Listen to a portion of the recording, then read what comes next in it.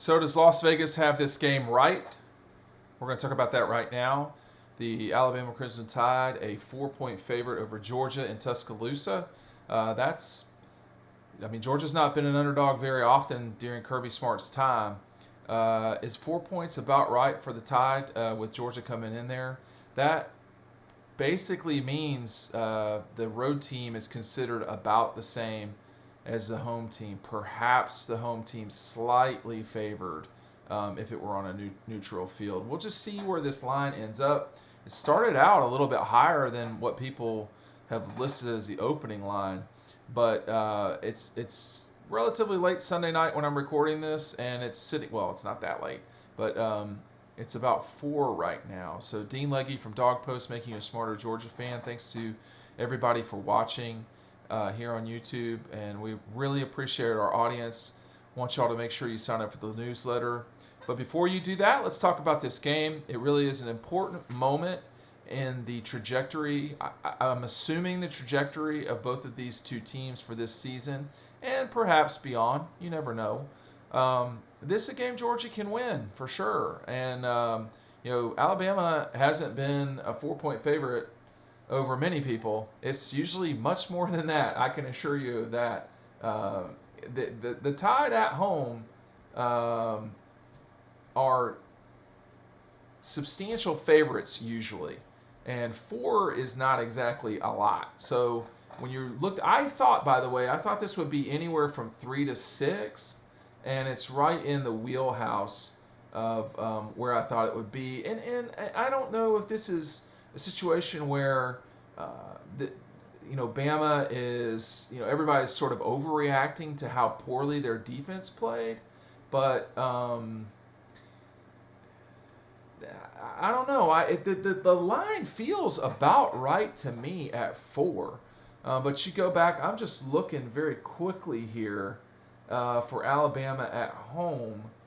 They have not been under a double-digit favorite at home, according to my statistics, since 2015. And I can go back further than that. That was a game against LSU that they won by 14 points. So and won the national championship that year. So this is an Alabama team. I don't think I need to explain this to people. They know the deal.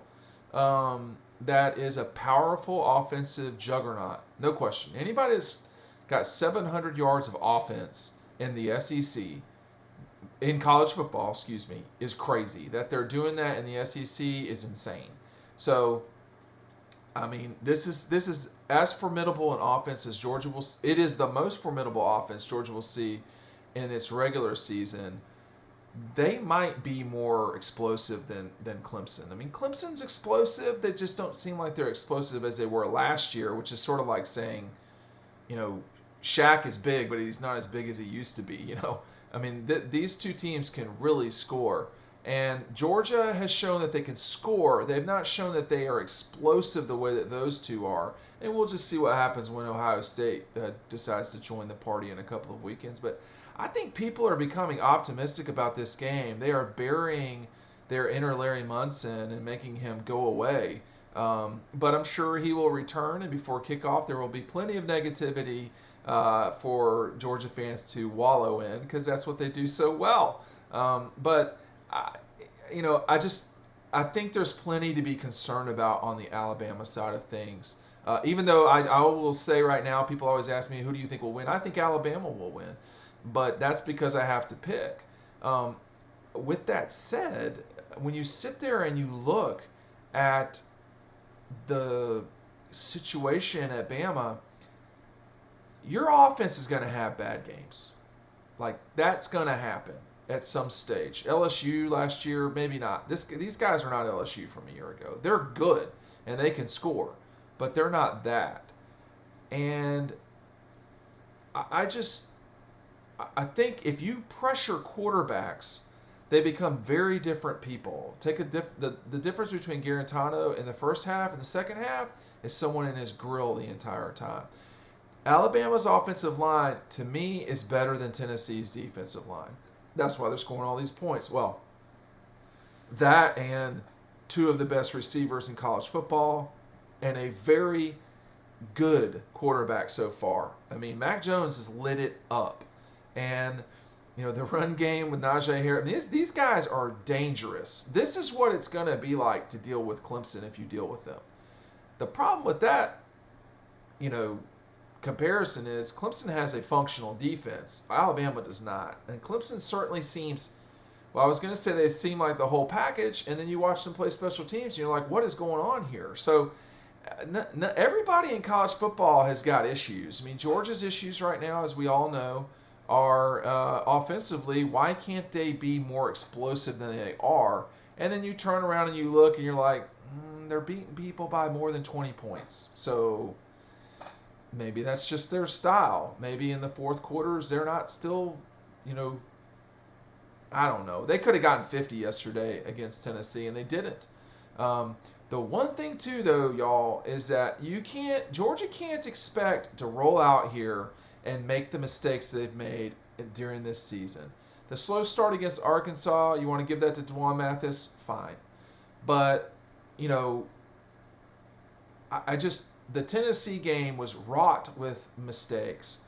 The penalties in the first game against Arkansas, you're going to have penalties and you're going to have turnovers, but they can't be turnovers that immediately become 7 points for the other team. You can't have turnovers that give the other team life when you're not even playing on the field, and that would be George Pickens. George is too good to make the mistakes that he's making when he's not even in the game. Passion has to be controlled. It has to be. And this is going to be a growing process for him for years. And I think the patience is going to have to be shown, and Kirby and them still have, that's part of coaching, and that's the hard. George was wrong, not the coaching staff.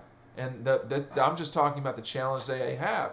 And George, I mean, if you talk to George after the Sugar Bowl like I did 9 months ago or 10 months ago, I mean, it was obvious he was still working on it then. So he's probably still working on it now.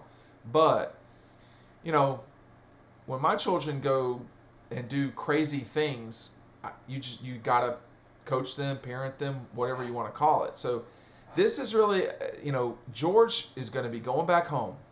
This is going to be an important game to him because he's from Alabama. These guys, there's not a lot of guys that are from Alabama that are on this Georgia roster. There's a few from Georgia that are on Bama's roster. But this game is going to come down to execution.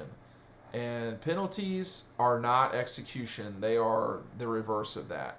Snaps over people's heads. That's not going to work. Trey Hill's got to get that right. But the defense, too, when you've got Mac Jones in your sight, he's got to go down. Because this is not a mobile guy necessarily. Certainly not as mobile as the last 3 quarterbacks Georgia's dealt with. But he's got to go down. When you bring the pressure, it's time. Aziz has been playing like a crazy person out there. He's been unbelievable. Adam Anderson's been playing. Georgia's really good on defense. If they can score a cheap touchdown, that'd be a big deal too. This is an important game for Georgia. They have built towards this. It's time to close the deal. Dean Legge from Dog Post. You see this over here. Make sure that you click to sign up on our newsletter. It's hanging out there for you to click on. I'll see you on the website. Thanks for signing up.